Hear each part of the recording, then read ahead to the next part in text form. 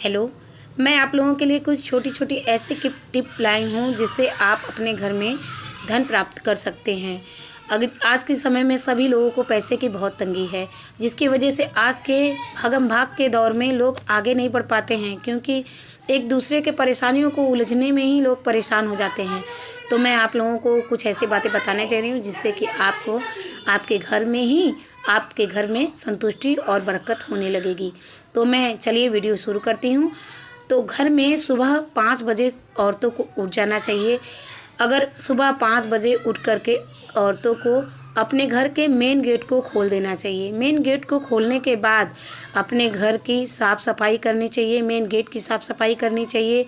उसके बाद अपने घर के रसोई को धो कर साफ़ करके ही घर में रसोई में कुछ पकाना चाहिए।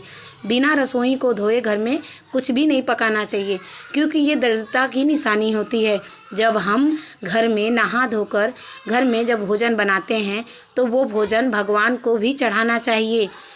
सुबह उठ करके जब हम लोग खाना बनाने जाते हैं तो माता अग्नि का पैर पड़ना चाहिए। उनका पैर पड़ के जब हम रोटी बनाने जाते हैं तो उन छोटी रोटी सबसे होती है उसे हमें अग्नि माता को चढ़ाना चाहिए।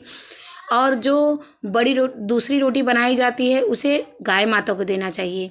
और तीसरा सबसे ज़रूरी बात, जो सबसे लास्ट की रोटी बचती है हमारे घर पर, उसे कुत्ते को खिलाना चाहिए।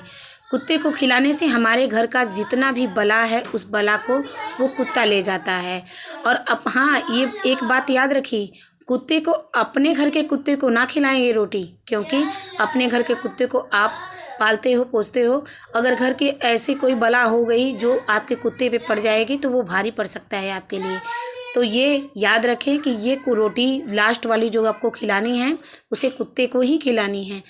और जब भी आप खाना बनाएं रसोई में तो एक बात का ध्यान रखें कि आपको चरण पढ़ना चाहिए। अग्नि माता का चरण पढ़ के खाना बनाने से हमारे घर में लक्ष्मी माता का वास होता है और खाने में भी स्वादिष्ट और उत्तम खाना बनता है। और उस खाने को खाने से सामने जो खाता है उस खाने को, उसका भी मन और दिल दिमाग सब संतुष्ट रहता है। और ऐसा करने से माता लक्ष्मी प्रसन्न होती हैं। अग्नि माता को हम अगर रोटी चढ़ाते हैं, गाय को हम लोग रोटी देते हैं, कुत्ते को हम लोग रोटी देते हैं तो वो हमारे लिए फलित होता है।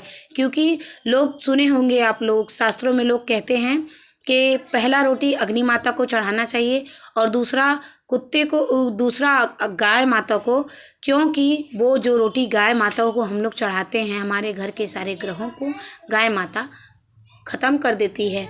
और जो कुत्ते को हम लोग रोटी खिलाते हैं वो कुत्ता हमारे घर के सारे ग्रहों को ख़त्म करता है। इसीलिए लोग तेरस को, एकादशी को कुत्ते को भोजन कराते हैं, गाय को भोजन कराते हैं। तो मैं यही चाहूँगी कि आप लोग को अगर ये वीडियो अच्छा लगे तो आप इस नियम को फॉलो करिए, और अगर नहीं अच्छा लगे तो उसके लिए हम आपसे माफ़ी चाहते हैं। प्लीज़ अगर अच्छा लगे तो लाइक कमेंट शेयर ज़रूर करिएगा। धन्यवाद।